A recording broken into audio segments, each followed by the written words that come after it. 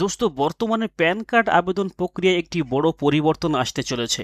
এতদিন পর্যন্ত আপনারা খুব সহজেই শুধুমাত্র আধার কার্ডের মাধ্যমে প্যান কার্ডের জন্য আবেদন করতে পারতেন, কিন্তু খুব শীঘ্রই এই নিয়মে বড় পরিবর্তন হতে যাচ্ছে।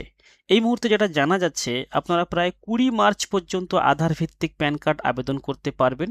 কিছু ক্ষেত্রে এই সময়সীমা বাড়িয়ে 31 মার্চ পর্যন্ত করা হতে পারে, তবে সেটি এখনও নিশ্চিত নয়।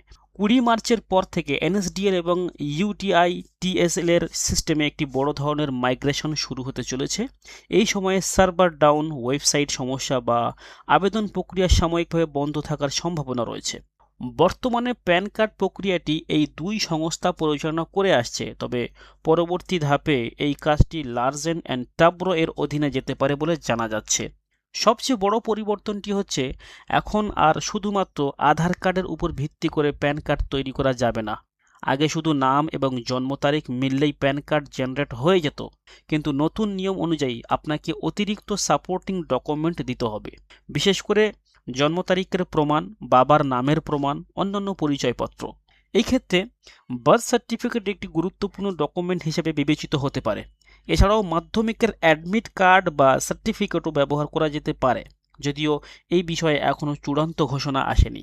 এখানে একটি বড় সমস্যা হচ্ছে, অনেক বয়স্ক মানুষের কাছে জন্ম সনদ নেই, বার্থ সার্টিফিকেট নেই, ফলে তাদের জন্য নতুন নিয়মে প্যান কার্ড আবেদন করা কিছুটা কঠিন হয়ে যেতে পারে। এছাড়াও প্যান আবেদন ফর্মে পরিবর্তন আসতে পারে, ডকুমেন্ট আপলোড প্রক্রিয়ায় নতুন নিয়ম যুক্ত হতে পারে। শুধুমাত্র আধার আপলোড করে আবেদন সম্পূর্ণ করা যাবে না, তবে ওটিপি ভিত্তিক ভেরিফিকেশন প্রক্রিয়া চালু থাকবে বলে আশা করা যাচ্ছে। যারা সাইবার ক্যাফে বা অনলাইন পরিষেবা কেন্দ্র চালান, তাদের জন্য এটি একটি গুরুত্বপূর্ণ আপডেট। আপনার গ্রাহকদের আগে থেকেই এই পরিবর্তন সম্পর্কে জানিয়ে দেওয়া উচিত। সুতরাং যারা এখনও আধার কার্ডের মাধ্যমে সহজ পদ্ধতিতে প্যান কার্ড করতে চান, তারা 20 মার্চের আগেই আবেদন করে নিন, কারণ এরপর নতুন নিয়মে কী পরিবর্তন আসবে তা এখনও পুরোপুরি স্পষ্ট নয়। ভিডিওটি যদি আপনার কাছে উপকারী মনে হয়, তাহলে অবশ্যই একটি লাইক করবেন এবং শেয়ার করে অন্যদেরও জানিয়ে দিন। ধন্যবাদ।